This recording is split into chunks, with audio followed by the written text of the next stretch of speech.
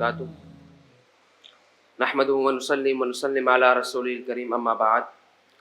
واجب الاحترام عزیز اساتذہ اکرام، علماء اکرام، طلباء اکرام، میرا نام محمد اویس ہے۔ میں جامعہ بین نوریہ عالمیہ درجہ رابعہ اردو میں زیر تعلیم ہوں۔ ہماری پریزنٹیشن کا موضوع ہے فن حدیث۔ اس پریزنٹیشن کو ہم نے 2 حصوں میں تقسیم کیا ہے۔ اس سے اول میں آپ کے سامنے بیان کروں گا اور اس سے ثانی میرا رفیق الدرس محمد سعد آپ کے سامنے بیان کرے گا۔ تو اس سے اول کے عنوانات میں اس پریزنٹیشن کے مقاصد اور فوائد، علم حدیث کی اہمیت، مبادیات علم حدیث، اسی طرح دیگر عنوانات، اور اس سے ثانی کے عنوانات میں عام تاریخ اور فن حدیث، فتنہ انکار حدیث کا نتیجہ اور مقصد، اس طرح دیگر عنوانات آپ کے سامنے اسکرین پر موجود ہیں۔ سب سے پہلے اس کاوش کے مقاصد اور فوائد، یعنی کہ اس پریزنٹیشن سے ہمارا مقصد کیا ہے اور اس سے کیا فوائد و ثمرات ہمیں حاصل ہوں گے۔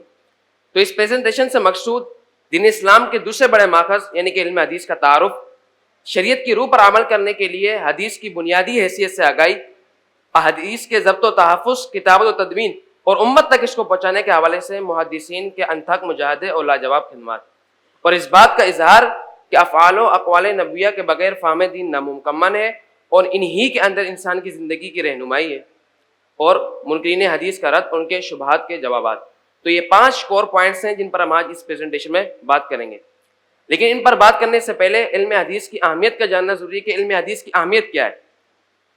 قرآن مجید کے بعد شریعت اسلام کا دوسرا بڑا ماخذ علم حدیث ہے، جو ہمیں آپ علیہ الصلوۃ والسلام کی زندگی کا عملی نمونہ فراہم کرتا ہے، اور احادیث ہی کے ذریعے سے احکام شریعت کی تفصیلات معلوم ہوتی ہیں اور انسانی زندگی کے پہلو اور روزمرہ کے درپیش چیلنجز سے نمٹنے کے اصول معلوم ہوتے ہیں۔ ہم اب آتے ہیں اپنے مرکزی عنوان کی طرف، جو کہ ہے مبادیات علم حدیث۔ اس عنوان کے تحت ہم نے 6 چیزوں کو رکھا ہے: حدیث کی لغوی و اصطلاحی تعریف، موضوع، غایت، فضیلت و مرتبہ، جن کی تفصیلات آپ کے سامنے اسکرین پر موجود ہیں۔ ہمارا اگلا عنوان جو اسکرین پر مینشن ہے وہ ہے آداب علم حدیث۔ علم حدیث کے کچھ آداب ہیں، لیکن ان آداب کو جاننے سے پہلے ادب کی تعریف کا جاننا ضروری ہے کہ ادب کہتے کس کو ہے۔ ادب ما یحمد من القول والفعل، قابل تعریف قول اور عمل، یہ ادب ہے۔ آداب علم حدیث میں نیت کا صحیح ہونا، کتاب کا ادب، استاد کا ادب، ائمہ محدثین والمجتہدین کا ادب، اس طرح دیگر آداب ہیں۔ ہمارا اگلا عنوان بہت اہم عنوان ہے، اور وہ ہے ایتھینٹسٹی آف حدیث، یعنی کہ حجیت حدیث۔ قرآن پاک کی بہت سی آیتیں اس بات پر دلالت کرتی ہیں کہ حدیث نبوی شرعاً حجت ہے اور اس کی اتباع ہر مسلمان پر لازم ہے۔ میں آپ کے سامنے قرآن کی چند آیات بطور نمونہ پیش کرتا ہوں۔ پہلی آیت، قل ان کنتم تحبون اللہ فاتبعونی الی آخر الآیہ۔ اس آیت سے صاف طور پر یہ بات واضح ہوتی ہے کہ آپ علیہ السلام کی اتباع محبوبیت الہی اور مغفرت ذنوب کا واحد ذریعہ ہے۔ دوسری آیت، قل اطیعوا اللہ والرسول فإن تولوا فإن اللہ لا يحب الکافرین۔ اس آیت سے بھی یہی معلوم ہوتا ہے کہ اطاعت الہی کی طرح اطاعت نبی بھی واجب ہے اور اس سے روگردانی کفر ہے۔ اس طرح قرآن کی بہت سی آیتیں گواہ ہیں۔ ہم اب آتے ہیں اقسام کی طرف۔ نسبت کے اعتبار سے حدیث کی 3 قسمیں، مرفوع، موقوف، مقطوع، اور متن اور مضمون کے اعتبار سے حدیث کی 4 قسمیں، قولی، فعلی، تقریری اور وصفی، جن کی تعریفات آپ اسکرین پر دیکھ سکتے ہیں۔ ہمارا اگلا عنوان دراصل ایک سوال ہے۔ سوال یہ پیدا ہوتا ہے کہ آیا حدیث اور سنت میں فرق ہے یا نہیں؟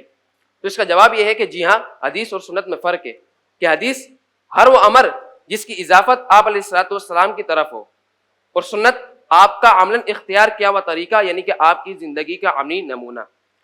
ہمارا اگلا پوائنٹ، اقسام علم حدیث۔ علم حدیث کی رئیسی اور بنیادی 2 قسمیں، روایت حدیث اور درایت حدیث۔ روایت حدیث یعنی کہ وہ علم جس میں آپ علیہ الصلوۃ والسلام کے اقوال، افعال، تقریرات اور اوصاف، ان کو روایت کرنے، ان کو ضبط کرنے، ان کے الفاظ کی تحریر پر مشتمل ہو۔ دوسری قسم درایت حدیث، یعنی کہ وہ علم جس سے روایت حدیث کی حقیقت، ان کی شرائط، ان کے احکام، روات کے احوال، ان کی شرائط، مرویات کی اقسام، ان کے متعلقات کی معرفت حاصل ہو۔ ہمارا اگلا عنوان منکرین حدیث کے رد کے اعتبار سے بہت اہم عنوان ہے، اور وہ ہے حدیث کمپلیشن، یعنی کہ تدوین حدیث۔ سامعین، اگر تاریخ اور سیر کی کتابوں کا مطالعہ کیا جائے تو یہ بات صاف طور پر واضح ہوتی ہے کہ احادیث کی کتابت کا آغاز آپ علیہ السلام کی موجودگی میں ہو چکا تھا، لیکن یہ تدوین بطور صحیفوں کی گئی۔ چنانچہ اکثر صحابہ کرام آپ علیہ السلام کے ارشادات کو اپنے پاس لکھ کر حفاظت کے ساتھ جمع کیا کرتے تھے۔ ان میں سے مشہور صحابہ کرام حضرت ابو ہریرہ، حضرت انس بن مالک، حضرت ابن عمر اور دیگر صحابہ۔ شروع اسلام کے صحیفوں میں صحیفۃ الصحیحہ، صحیفۃ الصادقہ، صحیفہ علی اور دیگر صحفات بھی موجود ہیں۔ پھر یہ سلسلہ آگے چلتا رہا یہاں تک کہ حضرت عمر بن عبدالعزیز کا دور آیا۔ آپ کے دور تک اکثر صحابہ کرام وفات پا چکے تھے، تو آپ نے اس بات کی فکر محسوس کی کہ اگر باقاعدہ طور پر احادیث کو مدون نہ کیا گیا تو آنے والے وقت میں علم حدیث کے مٹنے کا خطرہ ہے۔ چنانچہ آپ نے مختلف علاقوں میں اپنے قاصد بھیجے اور علماء وقت کو احادیث کو مدون کرنے کا حکم دیا۔ آپ کے اس حکم پر امام ابن شہاب الزہری اور قاضی ابو بکر بن حزم اور دیگر علماء وقت نے احادیث کے مجموعے تیار کیے اور ان کو بشکل کتاب مدون کیا۔ ان میں سے مشہور کتابیں دفاتر الزہری، کتب ابی بکر بن حزم، کتاب سنن مکحول اور اس طرح دیگر کتب۔ اس کے بعد امام ابو حنیفہ نے کتاب الآثار، امام مالک نے موطا امام مالک، پھر تابعین اور تبع تابعین نے مختلف ادوار میں حدیث کی مختلف کتابیں لکھی اور تیسرے دور میں سیاستہ وجود میں آئی۔ آج صحابہ و تابعین میں بہت ساری تصنیفات کی گئیں، جن میں الصحیفۃ الصحیحہ، صحیفہ علی، صحیفۃ الزکوٰۃ اور دیگر تصنیفات آپ کے سامنے اسکرین پر موجود ہے۔ اکثر صحابہ کرام نے احادیث کو روایت کیا، ان میں سے چند مشہور صحابہ کرام کے نام جن میں حضرت ابو ہریرہ، حضرت عبداللہ ابن عمر، حضرت انس ابن مالک اور دیگر صحابہ بہت سارے۔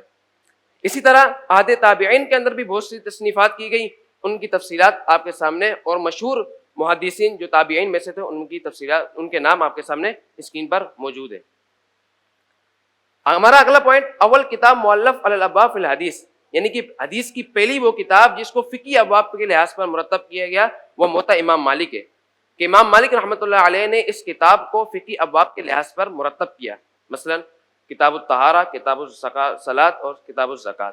اس کے بعد امہات کتب حدیث، احادیث کی بنیادی کتابیں 7 ہیں، یعنی کہ صحیح ستہ اور موطا امام مالک، کہ امام مالک نے صحیح ستہ اور موطا امام مالک کہ یہ کتابیں حدیث کی کتابوں میں سب سے زیادہ مشہور بھی ہیں اور مستند بھی۔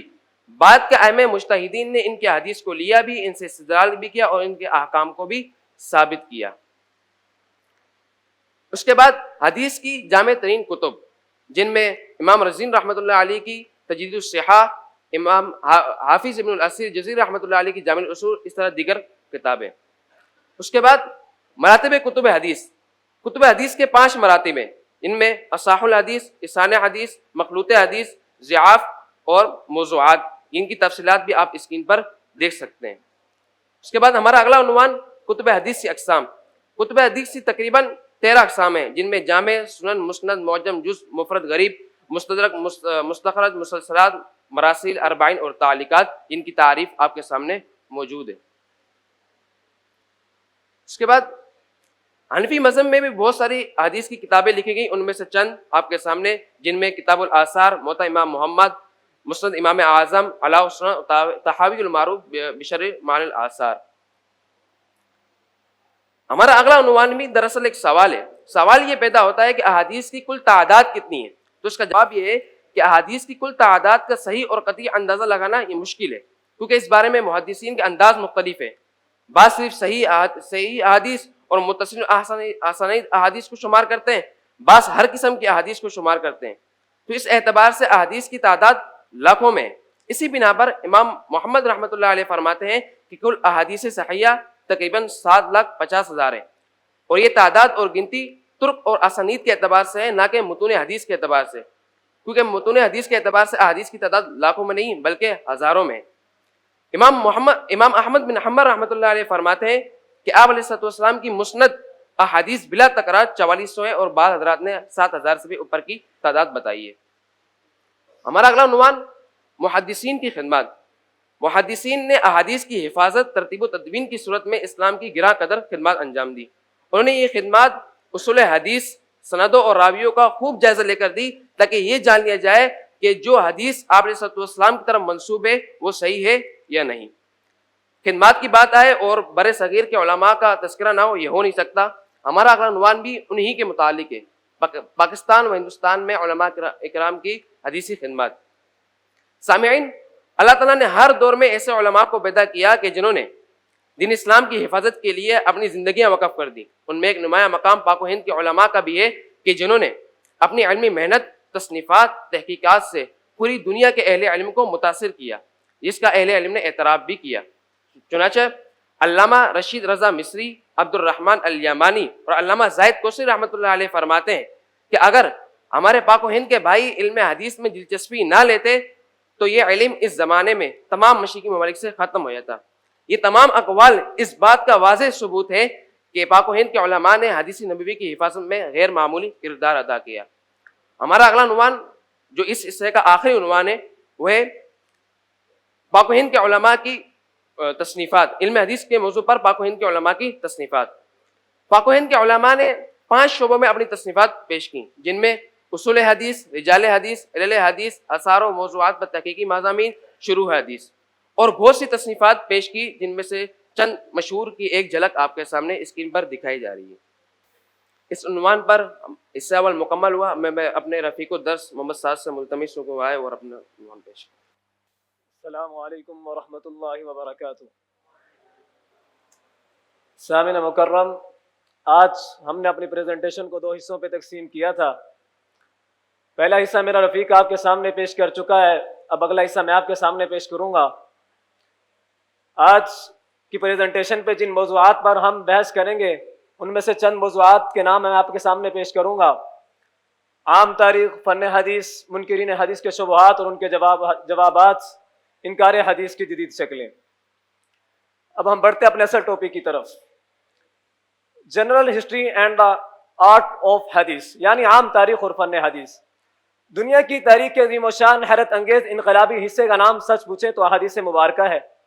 میری بات کا مطلب یہ ہے جب انقلابات و حوادث سے گزر کر نسل انسانی موجودہ حالت تک پہنچی تو ان میں ایک ایسا واقعہ رونما ہوا جس نے کسی خاص شعبہ حیات میں ہی نہیں بلکہ مذہبی، سیاسی، معاشرتی اور اخلاقی تمام شعبوں میں انسانیت کا رخ پلٹ دیا۔ صرف یہاں تک ہی نہیں بلکہ بلا مبالغہ مشرق و مغرب دونوں متاثر ہوئے، ہو رہے ہیں اور ہوتے رہیں گے۔ ماضی کے اس حیرت انگیز واقعے کی تاریخ یا تفصیل کا نام احادیث مبارکہ ہے۔ اب ہم آگے بڑھتے ہیں۔ اگلا ہمارا عنوان ہے دا ٹیمپٹیشن آف ڈینائنگ دا حدیث، یعنی فتنہ انکار حدیث۔ منکرین حدیث یہاں پر ایک اشکال کرتے ہیں، وہ کہتے ہیں کہ حدیث کے دفاتر پر کس طرح اعتبار کیا جائے جبکہ حدیث کی تدوین 1 صدی بعد ہوئی ہے، بعض نے تو یہاں تک کہا ہے کہ 2 صدی بعد ہوئی ہے۔ سامعین مکرم، یہ کہنا کہ حدیث کی تدوین آپ علیہ السلام کے وصال کے 100 سال بعد ہوئی ہے یا 200 سال بعد ہوئی ہے، یہ بالکل اس سے ناواقفیت ہے۔ ہم جو یہ کہتے ہیں کہ سب سے اول مدون امام زہری رحمہ اللہ ہے، اس سے مراد باضابطہ تدوین ہے۔ نفس کتابت تو آپ علیہ السلام کے دور اطہر میں شروع ہو چکی تھی۔ جیسے حضرت عبداللہ بن عمر بن عاص رضی اللہ تعالیٰ نے ایک مستقل صحیفہ لکھا تھا جس صحیفے کا نام صحیفہ صادقہ تھا، باقی کچھ صحیفے آپ کے سامنے ہیں۔ اب ہم آگے چلتے ہیں۔ اگلا ہمارا عنوان ہے منکرین حدیث کے شبہات اور ان کے جوابات۔ سامعین مکرم، یہاں پر ایک اعتراض یہ کرتے ہیں کہ حدیث میں صحیح بھی ہے، غیر صحیح بھی ہے، نیز ضعیف بھی ہے، موضوع بھی ہے، لہٰذا مجموعہ حدیث کو کیسے حجت مانا جا سکتا ہے؟ یہ بات ان کی بالکل نامناسب ہے۔ اس کی وجہ یہ ہے یہ اعتراض ان کا صحاح ستہ وغیرہ کے مرتب ہونے سے پہلے ہو سکتا تھا، لہٰذا اب ائمہ کرام نے صحاح ستہ وغیرہ کو مرتب کر کے صحیح، غیر صحیح، نیز ضعیف، موضوع میں امتیاز کر دیا، لہٰذا اب یہ اعتراض نہیں ہو سکتا۔ دوسری بات یہ ہے کہ ضعیف حدیث کی شمولیت اس بات کی دلیل نہیں کہ آپ صحیح حدیث کو بھی چھوڑ دیں۔ جیسے میں آپ کے سامنے ایک مثال پیش کرتا ہوں، سونے میں کھوٹ مل جائے نا، کوئی عقل مند شخص یہ نہیں کہہ سکتا کہ بھائی سونے کو چھوڑ دیا جائے، بلکہ وہ یہ کہتا ہے کہ کھوٹ کو الگ کر دیا جائے۔ سامعین مکرم ذرا متوجہ ہوں، یہ بہت اہم عنوان ہے۔ یہ ہے modern forms of denial of حدیث، یعنی انکار حدیث کی جدید شکلیں۔ قرآن پرست، عقل پرست، صرف متواتر قرآن مخالف احادیث کا رد، اس طرح مستشرقین کی تنقید، قرآن حدیث کو صرف سیرت اور عرب ثقافت تک محدود کرنا۔ ان میں سب سے پہلے قرآنسٹ یعنی قرآن پرست۔ یہ لوگ کہتے ہیں ہم اہل قرآن ہیں، اپنے آپ کو اہل قرآن کہتے ہیں، یہ کہتے ہیں صرف قرآن کافی ہے، حدیث کو ماننے کی ضرورت نہیں ہے۔ سامعین مکرم، ان کی یہ بات غلط ہے۔ اس کی وجہ یہ ہے کہ جبکہ قرآن پاک نے خود آپ علیہ السلام کی اطاعت کا حکم دیا ہے، سورۃ النساء آیت نمبر 80 کے اندر ہے، جس نے رسول اللہ صلی اللہ علیہ وسلم کی اطاعت کی گویا اس نے اللہ تعالیٰ کی اطاعت کی۔ اس سے آگے بڑھ کر میں کہتا ہوں سورۃ الحشر آیت نمبر 7 کے اندر ہے، جو رسول تمہیں دے اسے لے لو، جسے روکے اسے رک جاؤ۔ اس بات کا مطلب یہ ہے کہ صرف قرآن کافی نہیں ہے، حدیث کو سمجھنا بھی ضروری ہے۔ اگلا ہے ریشنلسٹ یعنی عقل پرست۔ یہ لوگ کہتے ہیں جو حدیث مغربی فکر، عقل، سائنس میں پٹا جائے وہ ٹھیک ورنہ رد۔ سامعین مکرم یاد رکھیں، دین کا جو معیار ہے وہ وحی پر ہے، عقل اور سائنس پر نہیں ہے۔ اس کی وجہ یہ ہے کہ عقل اور سائنس دن بدن بدلتی رہتی ہے، وحی بدلتی نہیں ہے۔ اگلا ہے مستشرق ان کی تنقید۔ یہاں پر وہ راویوں پر اعتراض کرتے ہیں, وہ کہتے ہیں راوی انسان تو گویا کہ وہ غلطی کر سکتے تھے. سمجھ میں آنے والی بات ہے کہ انسان سے غلطی ہوتی ہے. محدثین نے حدیث, ہم اس کا جواب یہ دیتے ہیں کہ محدثین نے حدیث کی سند اور راویوں کے اخلاقی علمی جانچ کے لیے جو سخت اصول بنائے ہیں وہ دنیا کے کسی تاریخ یا قانون میں نہیں ہے. اسی لیے حدیث مبارکہ دنیا کا سب سے محفوظ ترین ریکارڈ ہے. سامعین, یہ ہمارا ختم ہوا. اب تک جو میں نے آپ کے سامنے پریزنٹیشن پیش کی ہے, اس کا ہمیں نتیجہ اور مقصد کیا ہو, اس سے ہمیں حاصل کیا ہوا. سے یہ پتہ چلا کہ حدیث کے بغیر دین کو سمجھنا ناممکن ہے. شریعت کے احکام کی تفصیلات کو جاننا حدیث مبارکہ کے بغیر بالکل ناممکن ہے. اور یہ بھی پتہ چلا کہ منکرین حدیث کو کوئی علمی اختلاف نہیں, بلکہ دین میں ایک بگاڑ پیدا کرنا اور اسلام کو ایک سیکولر مذہب بنانا ہے. اگلا ہمارا سٹیپ جو ہے وہ ہے منکرین حدیث کا حکم. حدیث مبارکہ کی 3 قسمیں, متواتر, مشہور, خبر واحد. متواتر کا منکر بالاجماع دار اسلام سے خارج ہے, مشہور کا منکر عند الجمہور کافر ہے, اور خبر واحد کا منکر فاسق ہے. اگلا ہمارا سٹیپ جو ہے حدیث اور شریعت کے احکام کا ثبوت. سامعین, اسلام کا بنیادی ماخذ قرآن کے بعد حدیث مبارکہ ہے.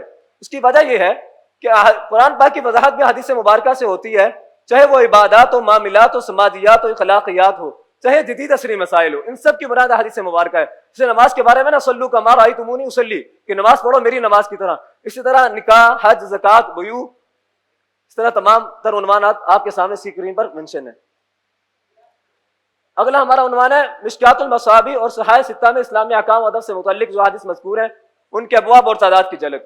سب سے پہلے مشکات المصابیح, اس میں کتاب الایمان میں کل ابواب 5 ہیں, حدیث 197 ہے.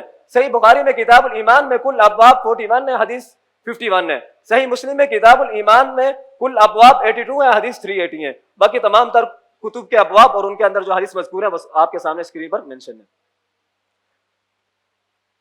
سامنے اب ہم آگے بڑھتے ہیں. اگلا ہمارا عنوان ہے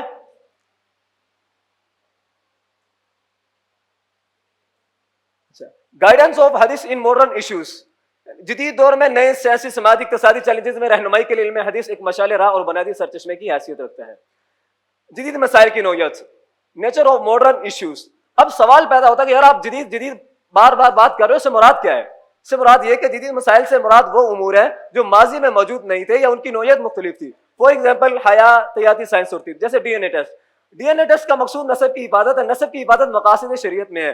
قرآن میں ہے نا ادعوہم لآبائہم, اس آیت سے ہمیں پتہ چلتا ہے کہ نسب کو معلوم کرنا ضروری ہے. اس طرح حدیث مبارکہ میں البینۃ علی المدعی کسی بھی امر کو ثابت کرنے کے لیے گواہوں کو پیش کرنے کا حکم دیتی ہے. ڈی این اے ٹیسٹ ثبوت نسب کی ایک معاون مشینی شہادت ہے. اس کے بعد اسی طرح حدیث مبارکہ میں انتم اعلم بامر دنیاکم, کہ دنیاوی معاملات میں تم زیادہ بہتر جانتے ہو. یہ حدیث ہمیں یہ بتلاتی ہے کہ سائنس کی ترقی سے مدد لینا جائز ہے. اگلا ہے اعضاء کی پیوند کاری, یعنی آرگن ٹرانسپلانٹیشن. اس عمل کا مقصد ہے انسانی جان کی حفاظت. انسانی جان کی حفاظت حرمت احادیث مبارکہ میں بڑی تائید کے ساتھ آئی ہے. اس کے بعد ہے معاشیت اور تجارت, جیسے کرپٹو کرنسی, ڈیجیٹل مارکیٹنگ, جدید بینکاری. سامعین مکرم, اگر کرپٹو کرنسی کو ہم مال قرار دے دیں تو یہ تجارت ہی کی ایک قسم ہے. اس کا حلال ہونا بلکہ صرف یہاں تک کہ نہیں, اس کی فضیلت قرآن و سنت میں بھی آئی ہے.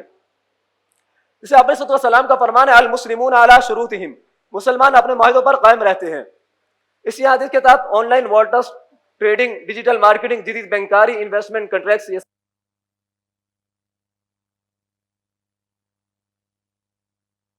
سماجیات اور سیاسیات, جیسے جدید میڈیا, صحافت کے شرعی احکام, عورتوں کے حقوق و فرائض, بین الاقوامی تعلقات. سے جدید میڈیا کسی آدمی کے جھوٹا ہونے کے لیے اتنا ہی کافی ہے کہ وہ ہر سنی سنائی بات کو آگے پہنچا دے. یہ حدیث ہمیں جدید میڈیا کے اخلاقی استعمال کا اصول بتلاتی ہے. اگلا ہمارا سامعین مکرم, اب ہم آگے بڑھتے ہیں, وہ اپلیکیشن آف حدیث نالج ٹو ماڈرن ایشوز. علم حدیث اور جدید مسائل میں تطبیق. جدید مسائل پر حدیث سے رہنمائی حاصل کرنے کا عمل عموماً اجتہاد اور فقہی بصیرت کے ذریعے سر انجام دیا جاتا ہے. چند مندرجہ ذیل مراحل سامنے رکھنے پڑتے ہیں. اصل کی تلاش, یعنی استقرار و استدلال, ڈیڈکشن, انڈکشن, یہ دیکھنا یہ مسئلہ کسی صحیح حدیث کے ملتا ہے یا نہیں ملتا. آگے اینالائسس آف پیٹرن, اس کا مقصد ہے تنقیح منات, یعنی اگر مسئلہ براہ راست نہیں ملتا تو اس مسئلے کی علت, وجہ یا مقصد کو کسی مشابہ حدیث سے ملانا. آگے انڈرسٹینڈنگ آف حدیث, احادیث کا فہم, موجودہ صورتحال کے تناظر میں حدیث کے مفہوم اور روح کو سمجھنا نہ کہ صرف ظاہری الفاظ کو. شرعی آبجیکٹیوز, مقاصد شریعت, مسئلہ تلاش کرتے وقت شریعت کے اہم اور بڑے مقاصد کو مد نظر رکھنا, جیسے جان, مال, نسل اور دین کی حفاظت. سامن اگلا ہمارا جو ٹاپک ہے وہ آخری ہے، جدید معاشرتی مسائل میں علم حدیث کی رہنمائی، یعنی گائیڈنس آف حدیث ان ماڈرن سوشل ایشوز۔ سب سے پہلے ہے خاندانی نظام اور باہمی تعلقات۔ خاندانی نظام آج ٹوٹ پھوٹ کا شکار ہے، میاں بیوی کے تعلقات میں کشیدگی، اولاد کی نافرمانیاں، پڑوسیوں کی تکلیفیں۔ اس بارے میں حدیث مبارکہ میں محبت، حسن سلوک، برداشت اور ایک دوسرے کے حقوق کی ادائیگی پر زور دیا گیا ہے۔ آپ علیہ السلام کا فرمان ہے تم میں سے سب سے بہترین وہ ہے جو اپنے اہل و عیال کے لیے سب سے بہتر ہو۔ اگلا سماجیت الانصاف۔ آج معاشرے میں ناانصافی، طبقاتی فرق و استحصال کے رجحانات بڑھ رہے ہیں۔ آپ علیہ السلام نے عدل و انصاف کی تعلیم دے کر ایک ایسے سماجی نظام کا ڈھانچہ کھڑا کر دیا جو ہر فرد کے حقوق کا محافظ ہے۔ آپ علیہ السلام کا فرمان ہے تم اپنے چھوٹوں کے ساتھ وہی سلوک کرو جو تم اپنے بڑوں اپنے ساتھ پسند کرتے ہو۔ معاشرتی اخلاق و اقدار۔ جدید معاشرتی مسائل کے اصل جڑ اخلاقی زوال ہے، اسی لیے حدیث نبوی میں محبت، اثار اور رحم دلی کو سماجی زندگی کی بنیاد قرار دیا گیا ہے۔ آپ علیہ السلام کا فرمان ہے اصل مسلمان وہ ہے اس کی زبان اور ہاتھ سے دوسرا مسلمان محفوظ رہے۔ جدید سماجی مسائل میں حدیث کی رہنمائی۔ سوشل میڈیا کے اس دور میں اخلاقی نہاد، غلط خبریں پھیلانا، بدگمانی کرنا، کردار کشی عام ہے۔ ایسے مسائل میں بھی حدیث کی رہنمائی بہت اہم اور بہت ضروری ہے۔ آپ علیہ السلام نے فضول کلام، غیبت، بدگوئی، جھوٹ، انگیزی سے منع فرمایا ہے۔ سامعین، آپ کے سامنے جو میں نے پریزنٹیشن پیش کیا اس کا خلاصہ میں آپ کے سامنے پیش کروں گا، جنہوں نے غور سے نہیں سنی تاکہ ان کے بھی سمجھ میں آ جائے۔ نتیجہ اور خلاصہ یہ ہوا کہ علم حدیث صرف ماضی کی یادگار نہیں بلکہ یہ دارالنسل انسانی زندگی کا عملی دستور ہے جو ہر زمانے، ہر معاشرتی تناظر میں قابل عمل رہنما ہے۔ اگر ہم اپنی روزمرہ زندگی میں حدیث نبی کی تعلیمات کو اپنائیں تو موجودہ ہر قسم کے جدید معاشرتی، اخلاقی اور خاندانی سماجی بحرانوں سے بآسانی بچ سکتے ہیں۔ لہذا یوں علم حدیث عصر حاضر میں بھی امن، عدل، ایک سوائے معاشرے کے قیام کے لیے سب سے مؤثر رہنما ہے۔ میں اپنی پریزنٹیشن کے اختتام پر تمام طلباء کرام، تمام اساتذہ کرام اور رئیس الجامعہ ڈاکٹر مفتی نعمان نعیم صاحب اور اسی طرح مفتی عطا اللہ وحید صاحب اور دو قدم آگے بڑھ کر استاد العلماء، استاد الحدیث، شیخ الحدیث علامہ مولانا رشید احمد سواتی صاحب دمت بارکاتہم العالیہ کا دل کی تھا گہرائیوں سے شکر گزار ہوں، جنہوں نے ہمارے اوپر محنت کی اور ہمیں یہاں تک پہنچایا۔ میری دعا ہے اللہ تعالی ہم سب کو اپنی زندگی میں حدیث نبی کی تعلیمات کو اپنانے کی توفیق عطا فرمائے۔ جزاکم اللہ خیر، والسلام۔